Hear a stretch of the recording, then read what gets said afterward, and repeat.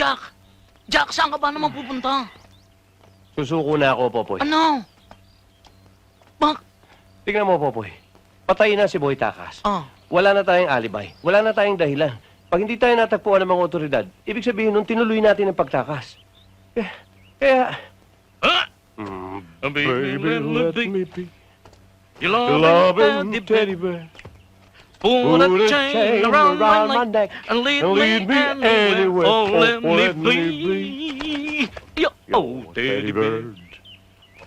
Eh, paano naman yung 20 million? Hindi ba kukunin natin yung pera? 50-50 tayo. Alam mo, Teddy Bird, Popoy, walang halaga sa akin ang pera. Ang importante sa akin ay kalayaan. At alam ko, pag sumuko ako ngayon, paniniwalaan nilang talagang wala akong kasalanan. Asya, sige. Di sabihin mo na lang yung mismong lugar sa simbahan at ako na lang kukuha. Ano ka? Siniswerte ka? Total, alam mo naman yung simbahan. Dahil halugugin mo nila kung saan dun. Pagkadamot naman na rin, Asya, sige, diyan ka na. Sandali lang, Popoy. Ito ang tandaan mo.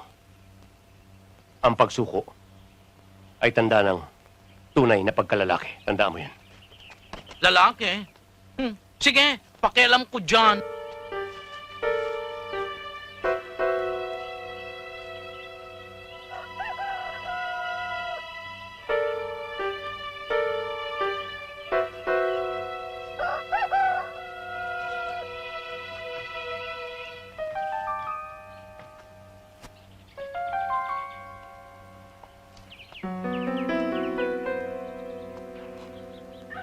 Tatang! Tatang, saan ang munisipyo? Tatang, saan ang munisipyo saan? Tatang! Tatang, nanang, nasaan kaya ang sementeryo? Itay! Itay! Itay! Itay! Pinatay mo tatay naman ko! yata ako. Pinatay mo tatay ko! Pinatay mo tatay ko! Hindi ko pinapatay, wala akong kasalanan. Pinatay mo tatay ko! Nag-iingalo pa lang ho yan. Itay! Pinatay mo tatay ko! Hindi ho, wala akong kasalanan. Lapit na naman! Double murder pa!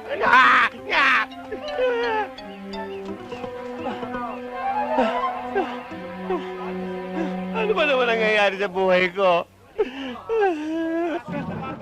And Jill came tumbling after.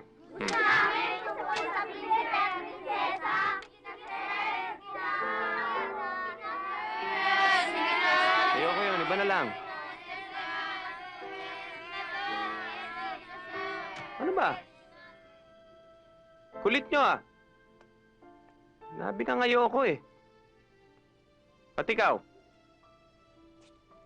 Kanina ka pa eh. Palibasa, hindi mo nararamdaman yung nararamdaman ko. Ilagay mo ang sarili mo sa lugar ko. Isipin mo yung pakakasalan mo, namatay. Oh, ano mararamdaman mo? Ewan ko po. Wala naman po akong asawa. Alam ko. Ikaw, ang bata-bata mo pa, pag-aasawa na iniisip mo. At kayo, huwag muna kayo magpapakasal, ha? Babataan nyo pa. Tandaan nyo yan, ha? Ayaw nyo matulad sa akin. Ha?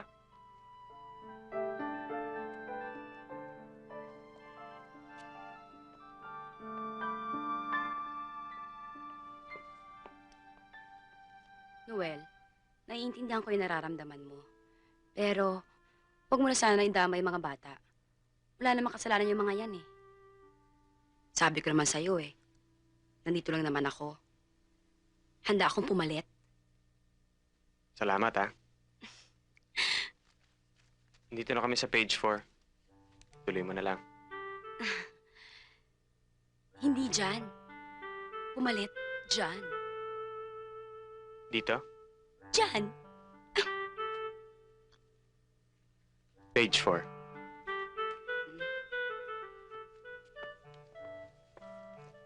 Naiintindihan kita. Magulo lang ang isip mo, lilinaw din yan. Depressed ka lang. Page 4. Page 4. Class! Page 4.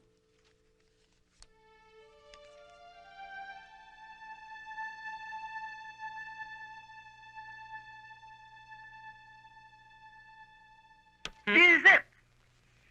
This time, wala na kayong kalusot-lusot pa. Alam niyo ba, kahit saang paralan, hindi na kayo makaka-enroll pa. Pero sir, hindi naman kaya napakalupit niya sa amin yan. Oo nga naman ho. Sir, sobra naman yata yan. Napakalupit? How dare you say that? Kayong tatlo, kayo na yata ang nakita kong pinakamalupit na tao sa mundo. Kung ako lang masusunod, hindi lang expulsion sa paralang to ang parusa ninyo, kundi sila elektrika! Susi, ang puso mo, ang puso mo. Sir, puso niyo, sir. Puso niyo, sir. Puso niyo. Well, what are you waiting for? Ayoko nang makita ang mga pagmumukha niyo rito. Understand? Out! Mm-hmm. Get out! Out! Excuse me, Mr. Dakulboy. Oh, anong ginagawa mo rito, Kumambang? Bakit hindi ka pa umuwi nang makapagpahinga ka? Yes. I will going home after talking to you about these three gentlemen. Anong ibig mong sabihin? Is it true or false that you are expelling these three gentlemen in this schooling? Dapat lang, di ba? Yes. How about their future tense? The more you spelling these three gentlemen here, the more they do bad effect. Huwag mo nang intindihin yun, Kubangbang. Mr. Dakuikoy, we are teacher here.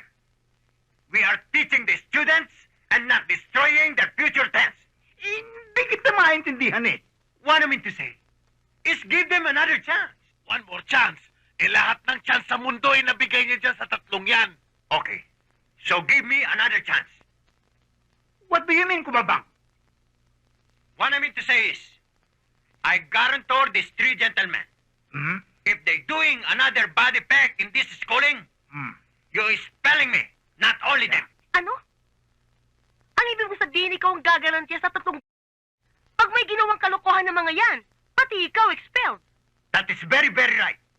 Eh, arugante, pakibalik mo na nga sa klinika itong si Kubangbang at may natira pa yatang kuryente sa utak. Tama! No. I know what I'm talking about. I repeat it again. I guarantor these three gentlemen. Understand?